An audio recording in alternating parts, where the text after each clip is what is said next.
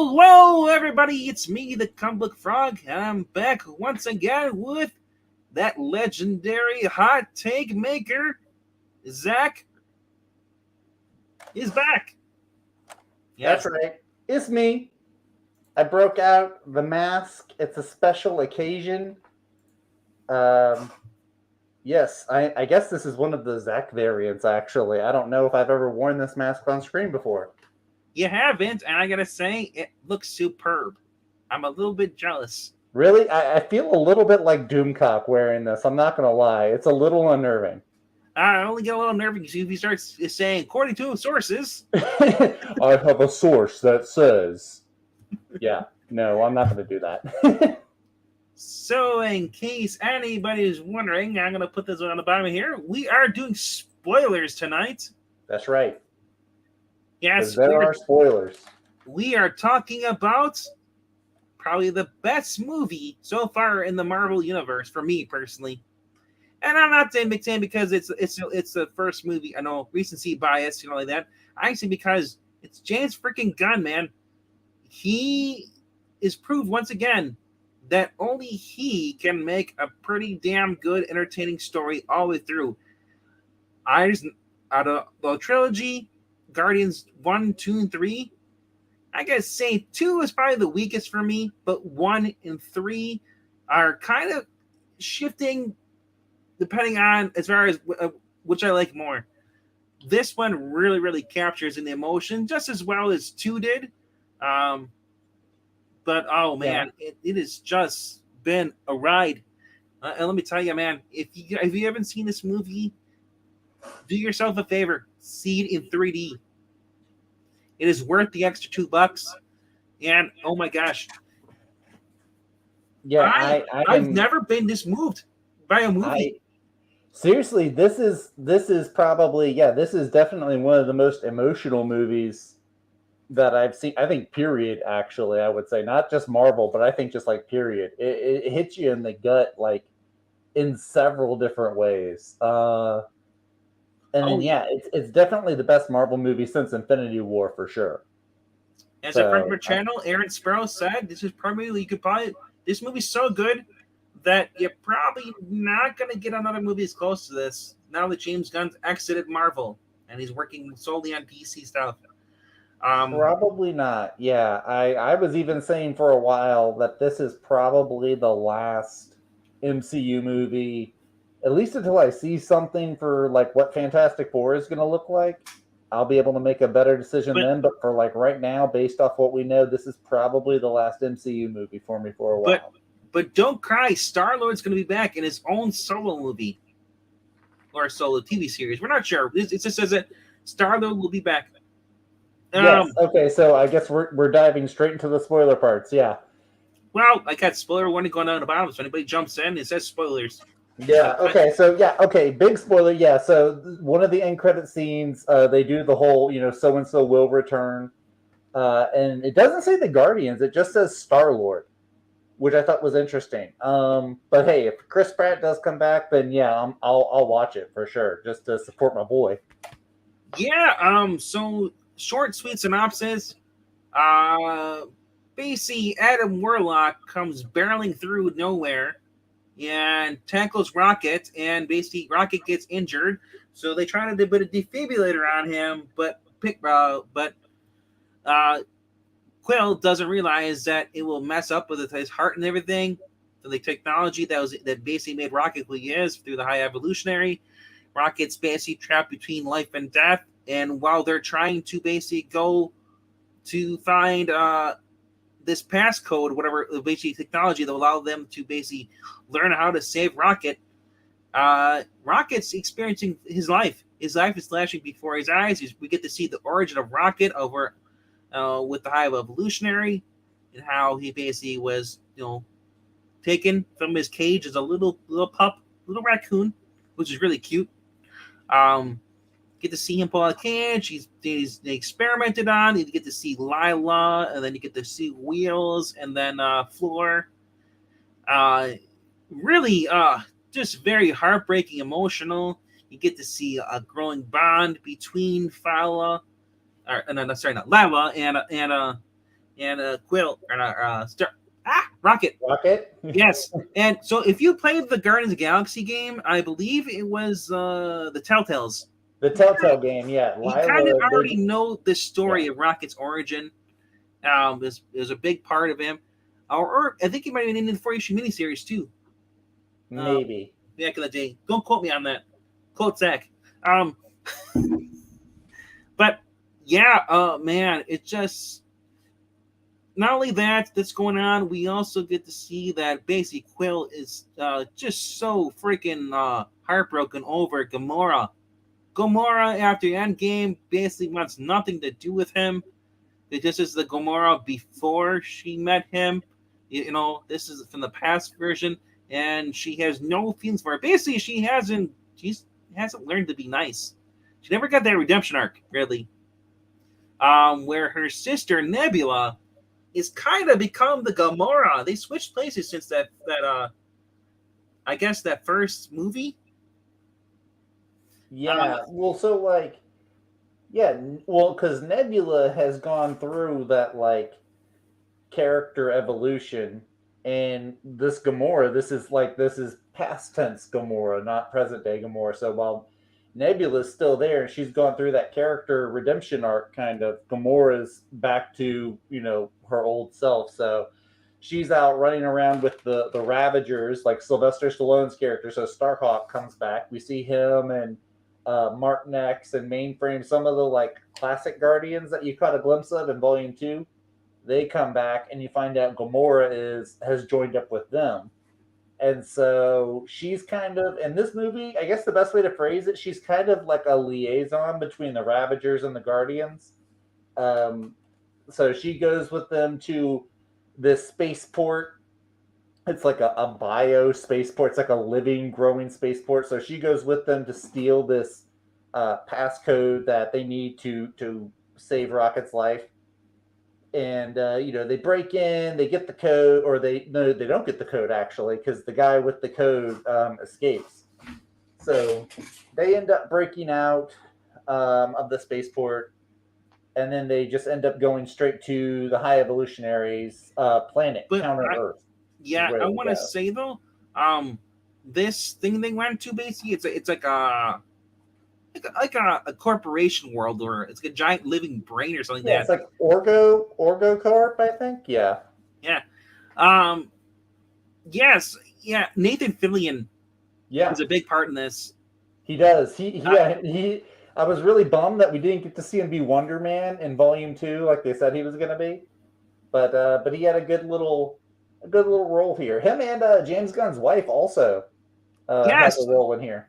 For those who don't know, she played Hardcore in Peacemaker. You get to see her here. She gets shot in the leg by Gamora. As basically they take over the station as they're trying to make their escape. Going into this, I heard rumors that someone's going to die. I kept hearing rumors, and I was like, so that's in the back of my head, and we see Mantis and Drax, and Nebula. They're in the lobby, and Nathan Fillion's character just goes crazy with the gun and starts shooting him. Drax gets shot twice. Yeah. I'm thinking like, oh no, Drax is gonna die. But no, Drax actually survives. They eventually are able to escape thanks to basically Quill trying to flirt with Gamora and basically saying, you know what, this hostage we taking here is like, I can sweet talk her, this. He basically talks to her, giving him access to basically the dress. He's gonna give a heart-to-heart speech over the intercom, but instead he says, "Hey, screw that! I'm not an idiot." He hacks in and it controls their flight suits for the guards and causes them to go up. Groot flies into the giant pink orifice. I was like, "This is an innuendo waiting to happen," and he crashes in there. They go and. They basically fly away with Counter Earth. With Gamora is pissed off because she's stuck with them. Right. So she tries to contact her people, not realizing that she accidentally was. Okay, time out because we skipped an important point. If we're going like the synopsis, so yeah. Thing about this movie, some people have said it's a negative point. I don't see it that way because I think everyone's balanced pretty evenly across it. So Adam Warlock, we mentioned he shows up at the beginning of the movie, fights the Guardians. We find out that his mom from the Sovereign from Volume 2, their whole people were actually created by the High Evolutionary.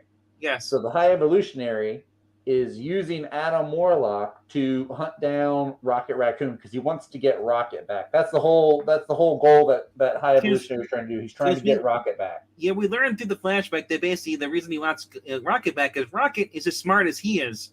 He's smarter, actually. In some ways.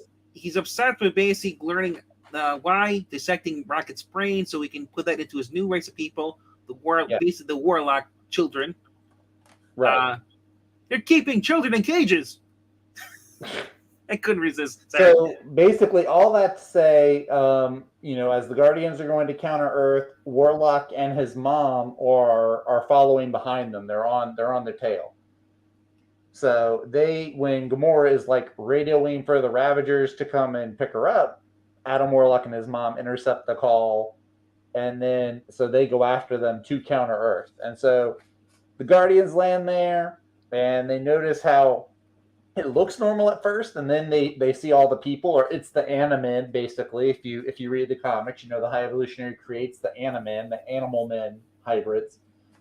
And so he's trying to find out where High Evolutionary's lab is so they can find one of his minions that has the passcode that unlocks, that bypasses Rocket's security into his, kill switch so that they can save him. So it's funny, because none of the they don't speak the same language there, so they're kind of using pictures and sign language to try to find out what to do and where to go. They end up taking somebody's car, which Peter Quill gets in the car and he can't drive it because he left Earth when he was 8 years old, so he doesn't know how to drive. This is where, and there's, so we do get the first F-bomb in a major Marvel movie, which I thought I think it would have been funnier if I didn't know it was coming. They kind of announced it, it was in the news headlines, Guardians 3, first major F-bomb. I think if I didn't know that going in, it might have been funnier. But it was a pretty funny line, the way it was delivered. I kind of wrote it off as being, it wasn't really funny, but I understand it for his mindset because we're introduced to, you're dying in that thing. Yeah, I was dying in there. You can't, you can see how red my face is. This thing is not meant to be worn for long periods of time. He's a redneck. Having Quill use the F-bomb, he's obviously just stressed out, frustrated. Yes. He's in a he's spiraling out. It's because in the very beginning of the movie, you're going to assume he's basically drunk and he blames himself for what happened to the Rockets. That's why he's really going gung ho or just trying to do everything he can to save Rocket. Taking risks they normally shouldn't. Counter Earth was really cool to see.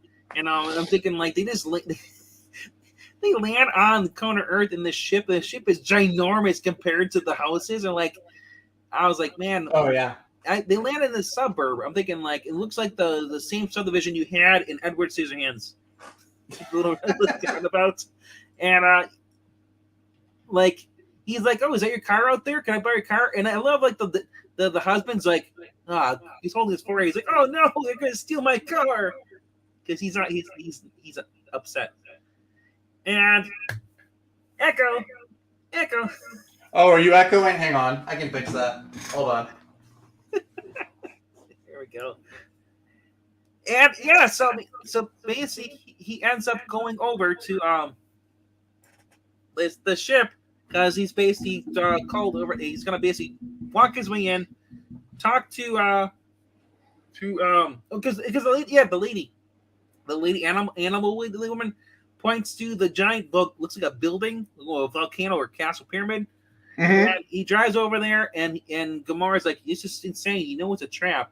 Or not. No, it's not Gamora. It was Quill. It was Quill and Groot. No, yeah. Well, Quill.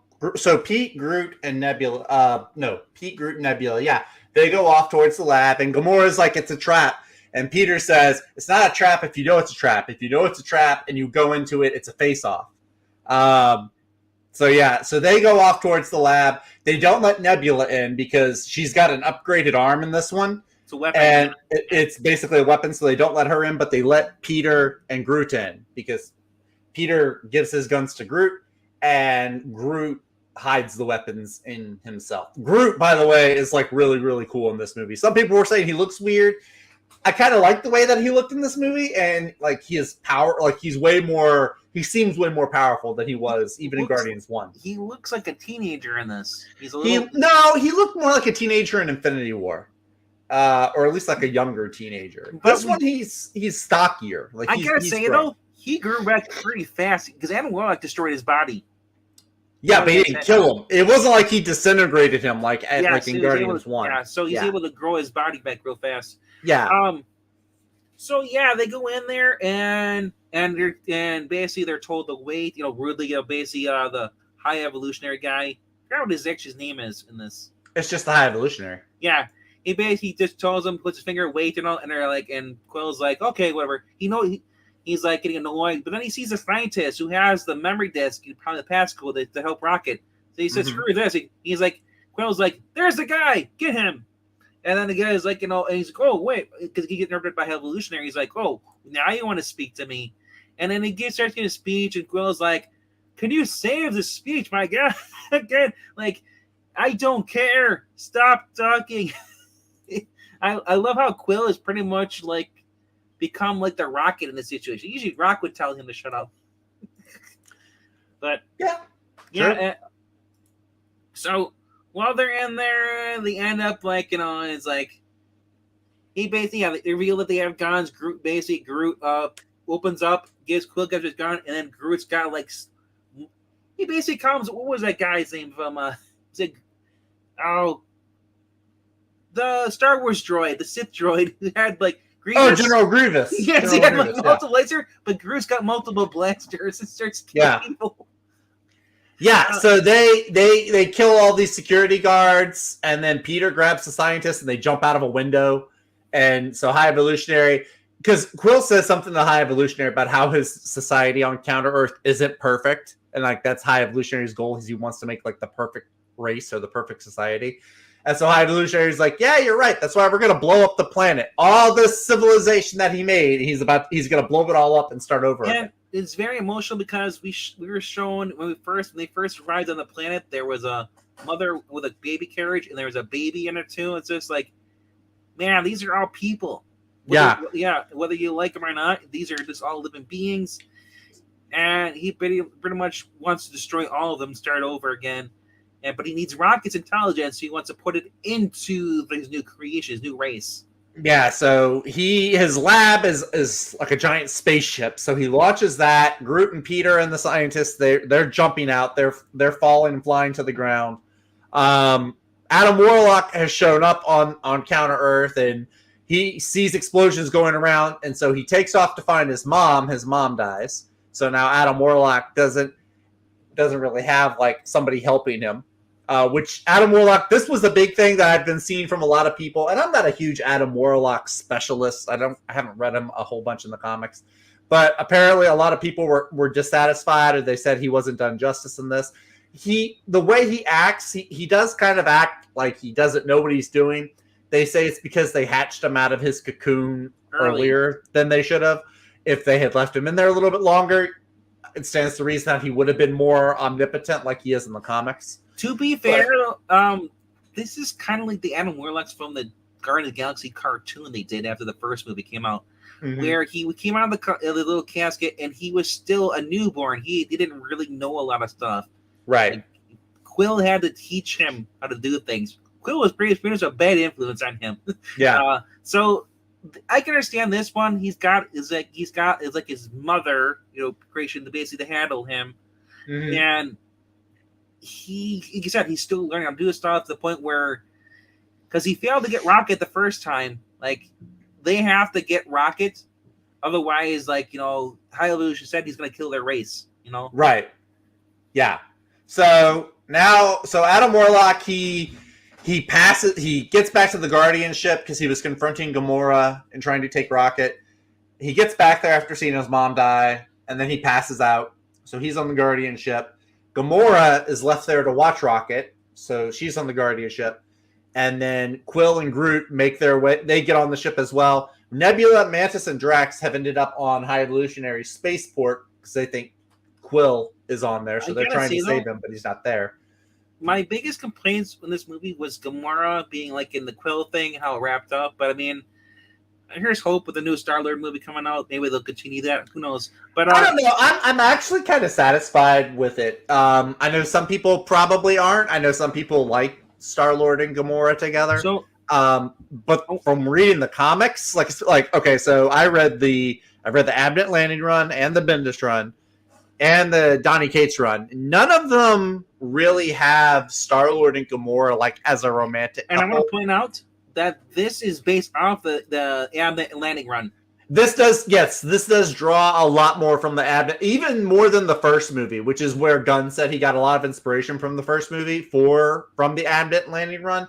I think there's even more of that inspiration in this movie in Volume 3. We get to see Gamora basically while she's stuck there with Rocket. She basically goes through Quill's bag. Yeah. And finds a picture of him and his mother and his grandfather and stuff. And she starts, you can tell that her hardcore outer shell is starting to soften a little bit. Yeah. She's starting to learn that because she doesn't understand why they want to risk it. It doesn't make sense. They should leave. He's like, goes, we're all about family. And this is a version who's basically had Thanos, shared Thanos, was loyal to Thanos. Mm-hmm. And after Thanos was killed, she was tossed into basically to join the Ravagers, which are somewhat loyal to each other. I'm not sure as much. They're the Ravagers, if I remember from Volume 2, they're pretty loyal to each other. They turned on Yondu because they found out Yondu was smuggling kids to Ego, and that was like against their code. So I guess they're loyal unless you break the code. Yeah, as space pirates can be. I forgot his name. It's the guy who took over, basically, who has Yondu's helmet on. Kraglin is he's learning how to use. This is the other side story. He's learning how to use the little needle, the arrow, the Yaka arrow. Yeah, and he kind of fails at first, and then he's basically outshone or basically embarrassed by Cosmo. Which I forgot that Cosmo was a girl in the movies. Cosmo is a girl in the movie. I don't know if they say if I want to say Cosmo is a male dog in the comics. I don't really mind the change. I think that the girl that voices her in the movie does a good job. I thought Cosmo is probably the standout. Like as far as new characters, Cosmo is the standout to me. Yes, because Cosmo in the video game that came out recently last year. Cosmo in the game was a male. Yeah. So they made her a female in this. It's not a huge. I don't see anybody complaining. But anyway, the running joke is because she embarrassed him. He says you're a bad dog, and then she can't. It's whole episode. She can't handle being called a bad dog. Yeah, that's funny. They're playing poker or whatever, and she's like, just like, and everyone's like, come on, you just drop it, and it's like, he's like, just track what you say. He's like, no, I won't. So. Anyway, so Nebula, Mantis, and Drax, they're on the High Evolutionary ship. They end up getting captured, put in a prison cell, surrounded by all these kids. This High Evolutionary's new perfect race, and they're in communication with Star-Lord and them, so they're already thinking of like a breakout plan.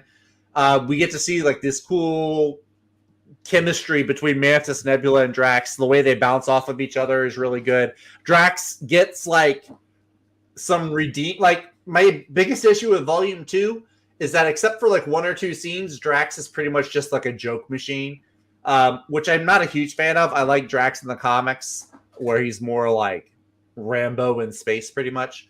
So in this, you get a few scenes of that, of like Destroyer Drax, but then you also get like some actual like heartfelt emotional scenes. Some of Drax's scenes are actually the most emotional, I think. Yes, especially the one towards the end with his he was able to understand the children's language. Yeah, so these kids have a language that Nebula and Mantis don't know, but it turns out Drax does know. And so you see how Drax, even before you find out he speaks the language, you see how Drax interacts with these kids. There's some really like these lines that he says about how they're the same age as his daughter was. I'm a sucker for like good father figures. We also learned that movies. Thyla Vel is among them. Yeah, Thyla Vel is one of them. You don't find that out until like the very end. Yes, yeah. But yeah, so they're hatching this breakout scheme, and Quill's coordinating with them, and then with Nowhere, which is where Kraglin and Cosmo are. So they launch this assault on High Evolutionary ship. They have this army, this whole swarm of what they call them, Hellspawn, which are basically like mechanized bird aliens, pretty much. Another example of High Evolutionary just taking animals, throwing in these chambers, and then evolving them. Yeah. There's a lot of like dark, like almost like animal cruel. PETA is gonna hate this movie. There's a lot of conceived animal torture and stuff. I feel like Sid from Toy Story was creating these characters. Dude, for real though. Like Floor looks like that little baby face with the spider legs from Toy Story. It's crazy. Yeah. But there's these High Evolutionary aliens. Then you find that Mantis, Drax, and Nebula, they're dropped into you find out they're in this pit where they have these giant, I think they're called Obelisk, but it's like the giant battery-eating monster at the beginning of the first movie. You find out High Evolutionary has 3 of them. And so you're like, oh God, they're gonna eat them. He's pretty much a collector at this point. Kinda, sorta. And this is where you kind of get your second fake out. Because I'm like, oh God, like they're gonna kill Mantis. They're gonna, one's gonna eat. Because Mantis is like trying to be like all calm and cool. It's like they eat batteries. They don't eat people. And she like goes to touch one to like calm it down. And this is where there was a part of my brain going, I know James Gunn isn't Taika Waititi. He can't be setting this up for like a sudden joke or something where Mantis gets eaten. And to his credit, he doesn't. Taika Waititi better take notes. So they end up calming down these 3 giant obelisk monsters. And then Groot, Rocket, Star-Lord, and Gamora find themselves in the spaceport going to rescue their friends. Gamora has tried to tell everybody, like, we should just escape. The place is going to blow up. They've damaged it at this point. They hit it with a giant space laser that comes out of Nowhere's eye. It's really cool. So Gamora's like, we should just get out of here. And Rocket he knows High Evolutionary. He knows this is a ship. He's like, I'm done running from this guy. You could tell High Evolutionary, all throughout the movie, it's explained pretty clearly that High Evolutionary did some messed up junk to him. Yes, and even Nebula's like, Thanos never, because she talks about how Thanos dissects her and like upgrades her all the time, but even she's like, oh, Thanos never did that to me. Like, holy cow. Yeah, and Rocket was just pulled away from seeing Lila, Lila, and his friends in heaven. Yeah, he was like this close to dying. That was an emotional scene too.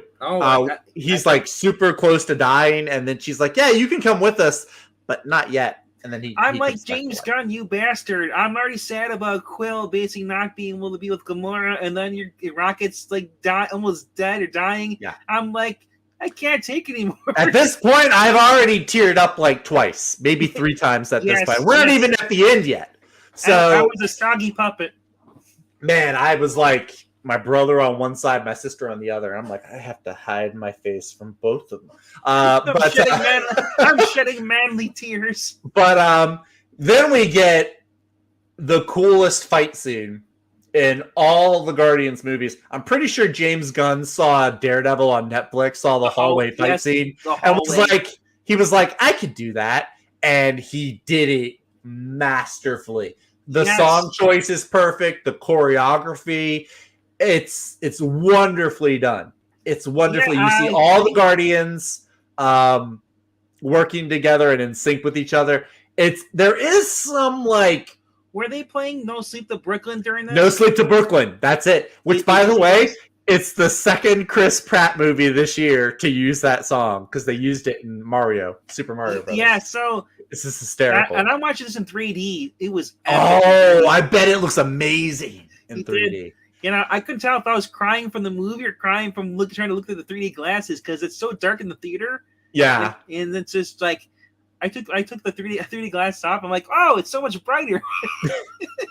but oh beautifully done scene. As far as action scenes go, it's amazing. I was like, is Gamora gonna have her sword? Gamora, she has her sword, and she just cuts a guy in half. Drax throws the knife into a guy's leg and pins him in the wall. It's beautiful stuff. He slaps 3 little devices on these guys. I'm like, what is he doing? Yeah. And they come to all 3 of the guys trying to rush them. He electrocutes them. That's a little gizmo that Rocket had in the last movie in Volume 2. And then so one of my big gripes, not big, but one of my issues I was kind of bummed about was in Volume 2 when you see Mantis, she's not the martial artist extraordinaire like you see her in the comics. This movie changes that, so they do show her using martial arts a bit more. She's still kind of goofy. She still is like she has character development. She's very much like she is a big emotional part of the team, but she does have like the martial arts skill, so you do see her use those several times. I thought that was really cool. So after that, basically everybody splits up and they go try to like get all the higher life forms, i.e. the children, off of the ship before it explodes. They're like docking it onto nowhere. Yes, they're trying to get all the kids off before the ship blows up. Another scene, I'm thinking like, oh no, Nebula's hooked up to the ship trying to command it because the High Evolutionary goes crazy because his own people turn on him. And so he like goes Nova and and this big. By the way, that scene was the guy that plays High Evolutionary. I can't pronounce his name. I've seen it like 5 times, but he's in Peacemaker. He's the same guy in Peacemaker. Yes. Chiwuchi Iwuji or something like that. It's a very unique name. Really phenomenal actor, though. I said on Twitter he beats Jonathan Majors Kang. Definitely, it's not even close. And it sucks for Jennifer Majors because it was not the great writing for him. I think he could have been. He still did good. I think, despite the writing, Jonathan Majors did still do good as Kang, but this guy just did better. I feel. Yeah, that's just my opinion. But he goes crazy. His own people turn on him because they're like, "You are way too obsessed with Rocket Raccoon and getting his brain. Our ship is blowing up. We need to get out of here." And so he has like this really killer delivery in this line about how there's no God. That's why he stepped in. It's really cool. He says it much cooler than I just surmised. But he wipes out his people, wipes out the controls. So Nebula goes up to this room that's self-destructing, and she's trying to like steer the ship with her mechanical arm. I thought she was gonna make a sacrifice. Yeah, I thought so too. But that's like the third fake out. At this point, James Gunn is just like dangling, like, what are you doing, James? Like, if you're gonna kill someone, just do it already. So she's steering the ship. Everyone else is trying to like get all these kids off the ship, and so Rocket Cosmo's holding the ship together so they can go through the portal. Yeah, Rocket stays behind because Rocket has to go back to his. He comes across the room. Yeah, the lab where basically he sees the lab, but then he sees the room with all the animals where he and his friends were kept. Oh my gosh! I'm talking to Evil Black Cat, not you. Sorry. Cosmo is good dog. Screw you, Evil Black Cat. Yes. Cosmo is a great dog. But he goes in the lab. He sees these little baby raccoons. And this is an emotional moment. Oh my gosh! He puts his face up there, and he's kind of just like they come real closer, and then they crawl on his back like how they do with the mother. Yeah. So he's like. So he's like looking around, and all these animals, and I'm a sucker for animals in movies, man. But we also learned one thing. We also learned that he is a raccoon. He is. We know this isn't the case. He's just said for the last 2 movies he's not a raccoon. He finds out he is in fact a raccoon. So High Evolutionary though shows up and is like just determined, like he's crazy. He's determined to kill him. This is where Rocket like shoots him.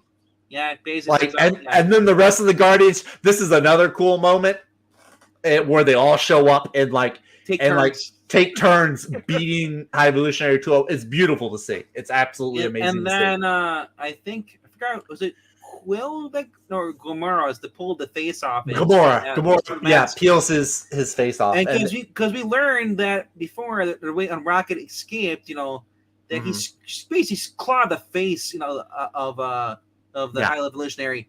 So now we see his real face with the damage that Rocket had done to him. I don't know if that's the damage that Rocket did to him, or if that's just like the damage that was under his face originally the whole time. I don't know, but I guess they say it looked nasty. It looked like Two-Face. It looked like Red Skull, I thought. He had no nose. But something interesting that I noted too, and this is a fairly, I mean, we're spoiling the entire movie. Sorry, guys. But something interesting I noted is that they don't outright kill him in this movie. Like, you could make a point like he's not going to survive this giant spaceport exploding, but they pull out Christian Bale Batman. There's no body. Yeah, they do. They say I'm not going to kill you, but I don't have to save you, pretty much. But I mean, in my opinion, like if there's no body, like he could still be alive. He's a robot or he's a cybernetic. He could pull a Cyberman from Doctor Who and upload his consciousness somewhere else. So yeah, this could be one of the few Marvel villains that isn't like a one-off. So take that for what you will. Only if Marvel was that smart. Yeah, if only. But so they defeat the High Evolutionary. Quill's like, we got to get all right, we got all the kids off. So Rocket's like, well, we got to get all the animals off too. And so they do. They get all the animals rushed off. Nowhere is now an arc. Nowhere is now an arc for all these children and animals. And so they're rushing everybody off. Everybody's getting off, and Quill is like the last one. He's running to jump off because Cosmo's losing consciousness. The ship's about to drift away and blow up. Peter Quill drops his Zune. He goes back to pick it up. He hits a piece of debris. Yeah. Well, no. Before that, he drops his Zune. The floor he's on collapses. So he's running to get to the edge of the platform. He's dodging. He's sliding. He's grabbing an air tube. It's a really cool. Peter Quill's not dumb. Like he knows how to like get by and like he knows how to survive. Yeah, and it looks like he's going to make it too. It almost looks like that scene if you've seen The Martian, like how he uses air from the tube to propel himself through space. Something kind of like that. It literally felt like we're going back to the very first Guardians, where he's in space.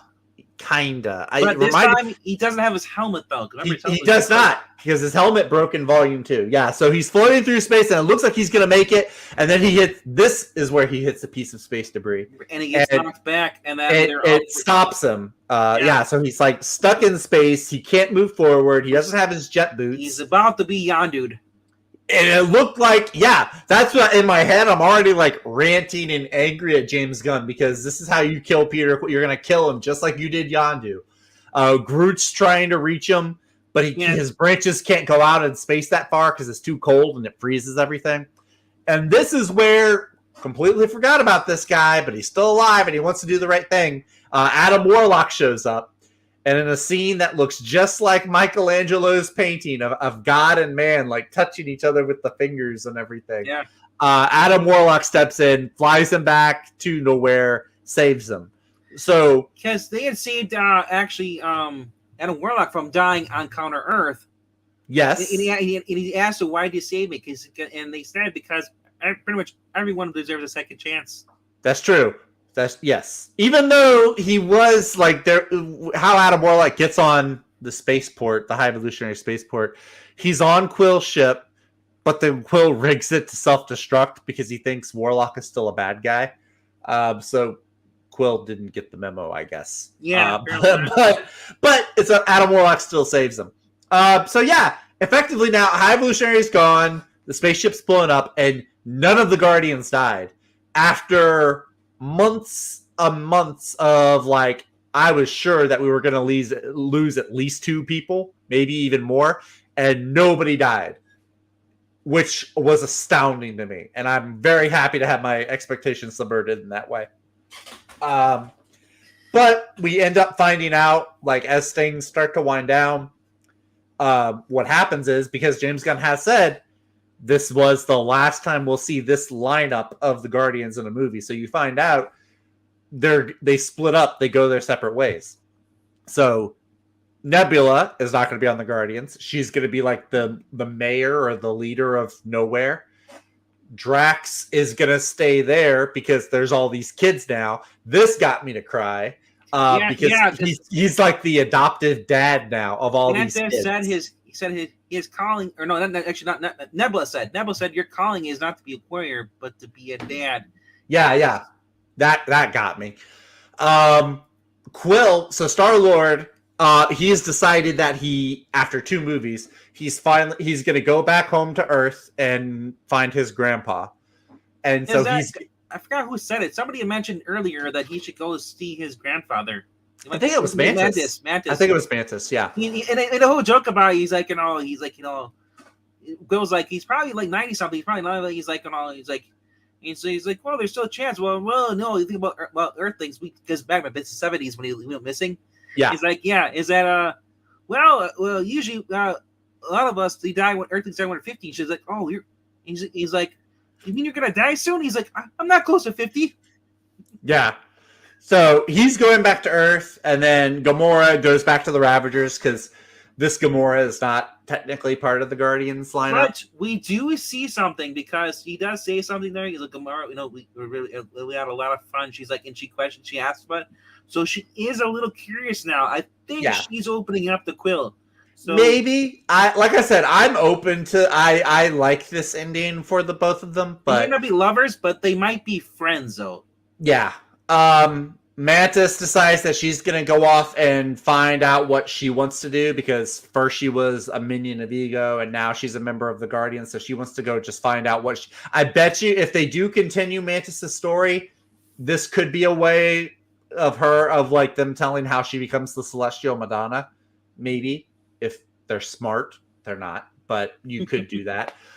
So basically, the only Guardians that are going to be left are Rocket and Groot. And so Star-Lord makes Rocket the captain, which if you read the Abnett Landing run, it's what follows. I gotta say, though, I felt really bad for Rocket. Not only did he lose his friends twice. That's true. And now he lost his family. Yeah. Again.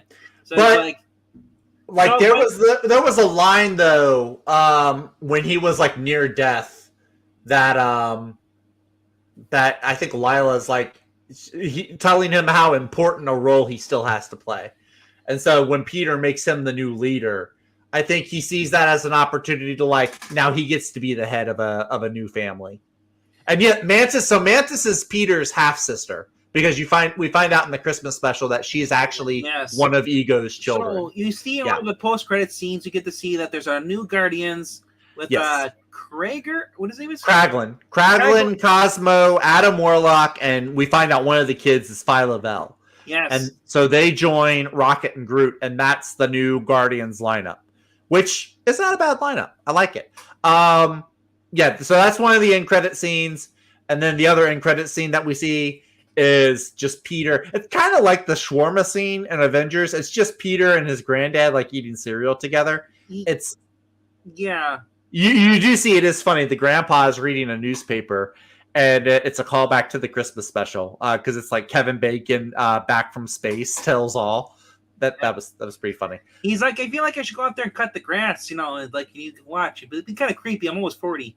Yeah, but and that's where we see they do the whole Star-Lord will return. It doesn't say the Guardians, which I thought was interesting. It just says Star-Lord. So I don't know if we'll get another movie or some people are saying a show. I don't know. There was a small cameo from the Guardians. I think Volume 1. Howard the Duck is playing poker. Oh yeah, Howard the Duck. Yeah, they bring back Howard the Duck for like one scene. Yeah, one small scene in this. Mm-hmm. A lot of great music. Music was good. I don't know if the soundtrack is as good as the first and second movie. The villain, I think High Evolutionary is definitely better than Ronan and Ego was. Rocket does get a Zune. Rocket gets the Zune. Yeah, I think Peter gives his Zune to Rocket. Yeah, and it ends up with them basically dancing out of nowhere. Everybody's dancing, have fun, and get to see Dave Bautista's character Drax dancing with the kids. Which is funny because he's like in the last several movies, he's like, I don't dance. Dancing's for idiots. So you actually see him. It's really cool. Like I said, you do get to see some moments of Drax the Destroyer, but then like the scenes where Drax is like being like this adoptive dad. I'm a sucker for good father figures in movies. That's why I like the Ant-Man movies actually, and Hawkeye. So Drax, it was really cool to see them like send Drax off like that. Nebula, like I said, Nebula had a really cool arc. I think originally Nebula was supposed to be like a one-off character in Guardians 1. And then they brought her back for 2, and then she had like this redemptive arc with Infinity War and Endgame. And then going into Guardians 3. So I like what they did with Nebula's character a lot. Yes, So Rocket leads the Guardians, and they do show Sylvester Stallone does come back as Starhawk, and he is leading the Ravagers. So you do get to see them, because that was one of the end credit scenes from Volume 2. Coming back and hugging Stallone. Yeah, because she's with the Ravagers now. Adam Warlock, like I said, he's with the Guardians now. Which, I would like to see them evolve his character well. Again, James Gunn's not attached to them anymore, so I don't have a ton of faith in whoever picks up these characters after him. Shoot, if there was a director that could have done it, I'm sure Disney would have hired them instead of James Gunn. We were talking about this behind the scenes, but this is probably the best trilogy in the Marvel universe. I don't know if I want to say best. I would, for me, definitely would say objectively, I don't know if I would say best. I think objectively, Iron Man, as far as character development, Iron Man might be the best one objectively. This is Guardians is definitely my favorite trilogy, though. It beats Captain America. I gotta say, I did not like Iron Man 3. Iron Man 2 was even worse. But I liked both the Iron Mans. Tony's character was the only really good development in those. Yeah, well, yeah, it's called Iron Man. It's not called Iron Man. Yeah, but I mean, like in this, everyone is awesome. Yes. Oh yeah, no. Everybody has like a character evolution and a character arc, and the emotional stakes. The emotional stakes are higher in this one than in any other Marvel movie that I've seen. He's an evolution. I did. You caught that. No, Maranya, there is actually no David Hasselhoff appearance in this. They don't really show Kevin Bacon either, but they show like a picture of him in the credits. The credits were really cool. The credits have like pictures and stills from all of all the movies and then the holiday special. Captain America, 2 out of 3 movies were good. First Avenger, I like it. It's not up to the same standards as Winter Soldier and Civil War, though. But yeah, no, Guardians is definitely my favorite trilogy of Marvel now. For sure. I guess say for me, it's my favorite Marvel trilogy because the fact that it's a very emotional roller coaster film. Yep. About family. It is a lot darker. Yeah. JC James Gunn inspiration was to do Star Wars. Yeah.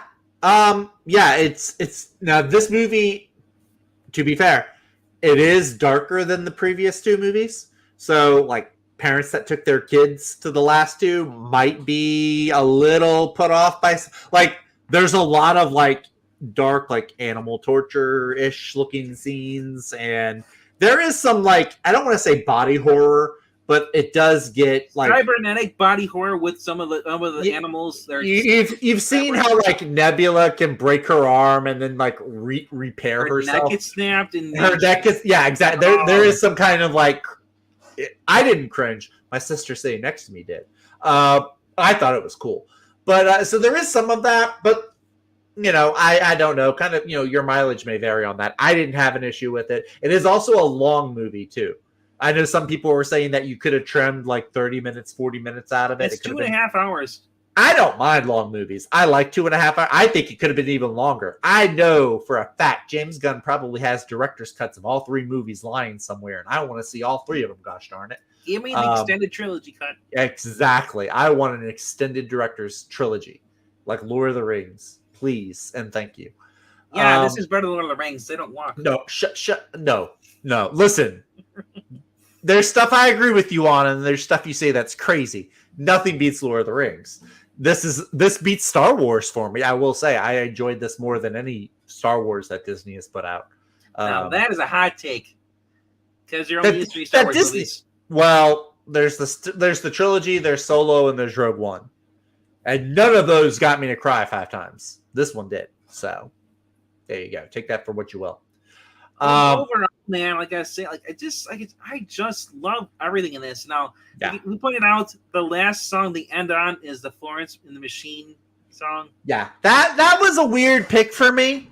Like I said, that's like putting Coldplay on in this movie. I don't want Coldplay either. I mean, it ends on it. So yeah, all throughout this movie. So like in 1 and 2, it goes through like the 60s, the 70s, into the 80s on music. This one I feel like has more 90s, 2000 because it's on a Zune. It's not like on a mixtape.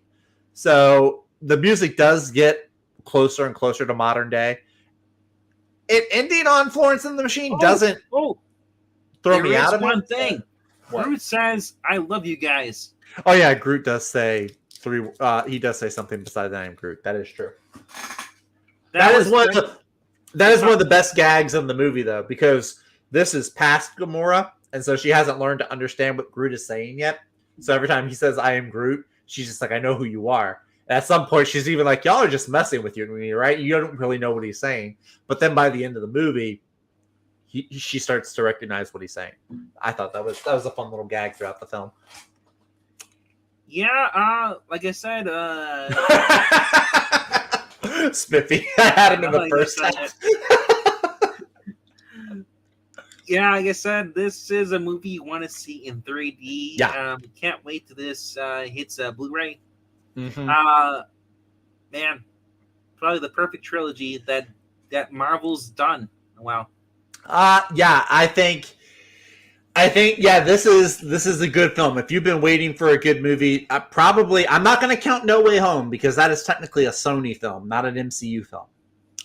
It's just made in partnership with Marvel. But I think definitely since Infinity War, this is probably the best movie that Marvel has put out since Infinity War. I'm hesitant to say if it's better than 1 or 2. It's definitely got better parts, like better villain, some better action scenes. For me, the last movie to make me cry was Captain Marvel. Just kidding. No, Endgame is a scene with Gamora and Black Widow basically falling dying off the cliff. Yeah. That didn't even make me cry. Black Widow, like I was like, no, nah, not really. For me, that's kind of friends. Now it would have been much more worse. It's more sad if they were actually lovers. Instead of just I don't even know if I've had. I mean, Guardians 2 had me tear up when Yondu died. I'm still mad at James Gunn for that. By the way, Michael Rooker does have a small cameo in this movie. So if you like he Yondu, does appear for Craiglin. Sees him standing in the crowd, and he gets his confidence. Rhaegar, you and me aren't friends, man. I saw your comment on Eglinton's stream. I saw it. Don't act all innocent. Eglinton was reviewing it, and Rhaegar said, of course, I would love Guardians 3 because the black guy was the bad guy. Yeah, he was a good bad guy, though. But you did like Ant-Man 3, too, as well. I did like Ant-Man 3. Jonathan Majors as Kang was good. Not as good as High Evolutionary, but he was good. Where was I going, though? I derailed my train of thought. Yeah, Craiglin wasn't in the movie a bunch, but the scenes he was in, I did enjoy them. I don't think I even teared up in Captain America because I knew that Steve wasn't dead. I think Zach cried when Yondu died because the guy who no, Rhaegar. Yeah, it's Merle Dixon. I'm done with this guy. No, I'm just kidding. You're good, Rhaegar. You're okay. No, so all right. Full disclosure. Last movie that got me to tear up multiple times was Marley and Me. That had me 3 times. Teared up 3 times in Marley and Me. This movie, 5 times. Very emotional. I think part of that is because I'm a huge Guardians fan, and I'm trying to look at it objectively, but I do have a bias. And so I'm just like, I was really connected to the characters. So I think if you have somebody that's coming in brand new, they've never seen a Guardians movie before. First of all, what's the matter with you? Why would you watch the 3rd movie first? I gotta say, I'm a normie when it comes to Guardians of the Galaxy as far as the comic books, and I've only mainly seen more of the movies, and I watched the cartoon and Disney. A lot of people were normies, I know, with the first one. I was a normie with the first one. Then I started reading I read the Abnett Landing run, and then I read the Bendis run, and then the Donny Cates run. Those are the only 3 modern runs you should be reading. Don't read the Al Ewing. Don't read the Gary Duggan. That's all more than me. So going into it, though, I do like Chris Pratt, and I do love Rocket. So Bradley Cooper did really good. Bradley Cooper did really good. Yeah, it was really much different, more than expected. It's because Rocket not really being in it that much. It was more like young Rocket flashback scenes.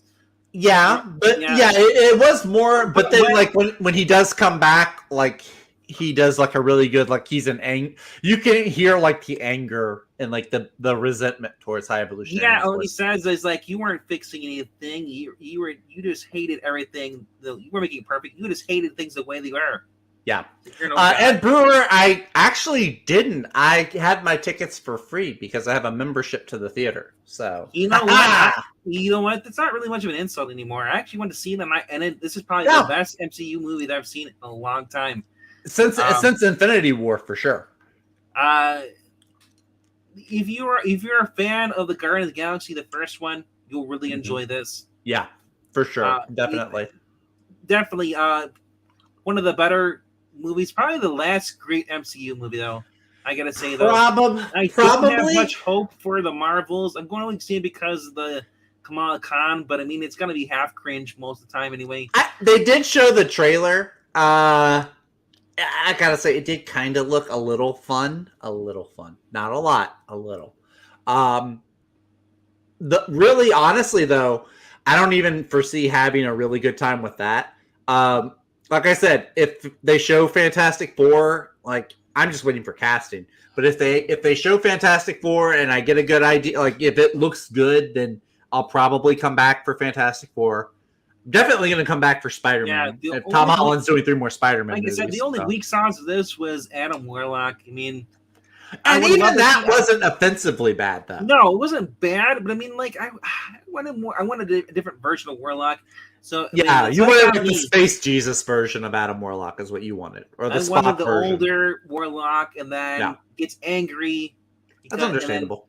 Like I said, I wanted the video game Warlock. I got Mantis using martial arts, and I got Destroyer Dad Drax. I got some really cool Groot and Rocket scenes. Like I said, I like the resolution with Star-Lord and Gamora. Nebula was really cool in this one as well. I mean, all the characters I feel like all hit the right notes. Like I said, best bad guy, best villain of all the Guardians movies. The soundtrack, not entirely. I don't think it's the best soundtrack mix. I think Volume 2, actually. I like Volume 2's soundtrack the most. I also really like Volume 2 a lot. I know that's a hot take. A lot of people don't tend to like to. I give it 4.5 stars out of 5. I would say at least a 4. Maybe a 4.5. I mean, now also too, because this is playing a factor in my scoring. I've been waiting for Guardians 3 for like 4 years. This movie was supposed to come out like years ago, and then Disney abruptly fired Gunn, and the whole project got put on hold, and they had to wait to hire him back, and all this rigmarole. Yeah, I want to say that I wasn't looking forward to watch this. Because I know Zach wanted to do a review on this for content. I was pleasantly surprised how damn good it was. It was really good, yeah. Because after seeing the Ant-Man 3 was a mid movie. Ant-Man 3, it had its moments. It had some bad moments. It had bad moments. It also had fun moments. But this was miles better than Ant-Man 3. Yes, this was back to being the old MCU. If you enjoyed the CGI, and this one is immaculate compared to. I know that there have been issues with CGI with Ant-Man 3 and Thor: Love and Thunder. You know, some other movies have it seems like they've skimped on this, like the CGI. This one, you can't even tell. And I think mainly that's because James Gunn is like the only director. Well, no, because it's the same guy who did the Ant-Man movies. But I think James Gunn does have a much stronger connection to the characters that he's writing. He really wanted to do a space opera story, and a love letter to Star Wars, being a Star Wars fan. Yeah. Doing whatever he could, and just being faithful to the comic books as much as he can. Bring in the characters. He just showed that he actually cared about the fans. So this is what I'm like, dude. I may not be happy the fact that Cavill is not going to be in Superman anymore.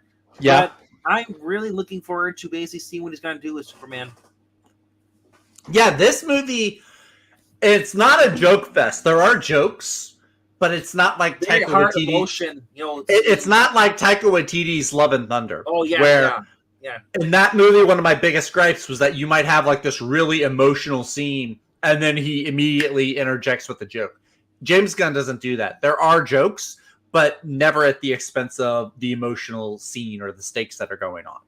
So, I think it is. I mean, I would say it's worth ticket price. Yeah, absolutely. You're getting 2.5 hours of movie of good movie. This, in my opinion, if you want to save some money, because right now ticket prices are expensive. Cool during the day, but this is a movie it's really worth watching in 3D, and I don't see that often. 3D, or if you have like IMAX, 3D and IMAX. Oh, better. I wish I had an IMAX by me. Yeah. Spiffy, I also kind of like that it's darker, because 1 and 2 aren't very dark. I think there was some dark undertones in 2, like when you find out Ego's like killing kids and stuff. But this one, I did feel like the darkness, I feel like, was a good change of pace. I don't like if I watch a trilogy or a series of movies, I like each one to feel distinct. So I did like that in this one. So. Yeah, good movie, though. I really enjoyed it. Pleasantly surprised. Probably, it's early to tell. But, I mean, right now, definitely top 3 of the year. If you're a person that doesn't, and sick of paying a lot of money just to watch a movie, I would wait for, if you have it on Disney Plus, or wait till it comes on DVD, they're probably $20 when it comes to the Walmart. For Blu-ray, more like 40. They're not going to charge you $20. Well, not really that much. I mean, depends. If you're getting 4K. $40 for 4K. I'm telling you, man, it's not cheap. You want to spend $20? Maybe you can find like a plain DVD that they'll sell you for $20. But like, especially a lot of these like deluxe editions that they do now, and they have digital copies included, so it's like you're getting the movie twice. It ain't going to be $20. It'll be at least 30, 35. So, I'm going to try to go see it again tomorrow, actually, Ed Brewer. I'm going to try to go see it in 3D. I didn't see it in 3D last night. I saw it in, it was like, it wasn't Dolby or IMAX, but it was a fairly nice screen. But we got seats like way in the back. So the screen was a little... 4K is what you do when no one's looking. The number 4 and the letter K. I don't know what that stands for. Today's episode is by the letter K and the number 4. The number 4 and the letter K. But yeah, great movie. The entire cast, I feel, did great. Nobody phoned in any performances. Everything was great. I don't know how else to phrase it. I'm still not. I can't say if it's better than 1 or 2. I will go on that limb, and I'll take my first hot froggy take, and say that it is better than the first one. That is a hot take. Only slightly better. That is a very hot take. I know a lot of people say it's better than the second one. I have heard nobody say it's better than the first one. That might be too hot for me. I don't know. Like I said, the music was a little bad, but I mean, we got Beastie Boys in there. I did like the Beastie Boys song. That was a good song. Nice hallway fight scene. Yeah. Some cameos by Howard the Duck, and then we get to see Nathan Fillion in there too. James Gunn's wife. I always forget her name. Hardcore from Peacemaker. Well, that's her character's name. That's not her name. I don't know. The hot blonde from Peacemaker, and then you got the villain is basically the guy who was in Peacemaker, the black. I'm gonna find his name. Regardless, though, Cosmo was good. Groot was awesome. Gamora with her sword, chef's kiss. Yeah. Chukwudi Iwuji. That's the guy, Chukwudi Iwuji. I'm sure I'm butchering it, but he is a really good actor. Yes. Zach hates Michelle Pfeiffer, so granted. So don't worry though. You can trust me. I said, it is a good film. I'm not. Michelle Pfeiffer was in Ant-Man 3, and I said Ant-Man 3 was an all right movie. So there you go. You saw Infinity War 3 times? Awesome, man. That's a lot of money, though. Even for me, I'm a cheapskate. I'll see it once, and I don't need to see it again. But I mean, The only movie I've seen twice that I liked was the Batman. I saw that one. I saw that one twice. I don't think I paid for it, but I did see it twice. Yeah. Way better. This is miles better than Ant-Man 3, so don't worry about that. Definitely. I mean, I liked stuff in Ant-Man 3, but this is far better. Ant-Man had 2 good movies, and then the third one kind of dipped. This one did not dip. This, if anything, came back up on the quality scale. All right. I think we pretty much stressed out how much we like this movie. Yeah. If you like this recap, please leave a like and leave a comment down below. The thoughts about what you liked about this movie. Maybe or if you plan to see it. Maybe we missed something that wasn't that was in the movie you thought was really awesome. Leave your favorite scene down below. Or thank you for showing up. Thank you for joining us. And if you'd like to help out the channel, you can like this video, subscribe if you haven't done so, hit the notification bell so you get all notifications from YouTube. Also, check out, we got our Twitters up there.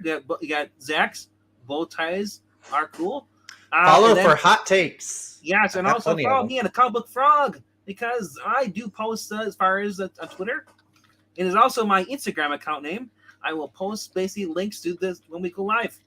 So to keep up with all that cool stuff, and maybe drop $1 or Ko-Fi bin. Helps pay for the stream marathon for our readings that we do on the channel. All right. Thank you guys for showing up. Awesome to always see you, Rhaegar, seeing Ed Brewer. I think Marani was in the chat too. It's okay to see Rhaegar here. Spiffy, it was great to see you again, man. Evil Black Cat, hope you feel better. And sorry to hear the assassins failed, Evil Black Cat. Sorry to hear about that. I have to fire them and start over again. And we'll see you on Sunday. Take care, or guys. tomorrow at E's auction, maybe. We'll see you on Sunday. Don't listen to me. Have a good night, everybody. Laters.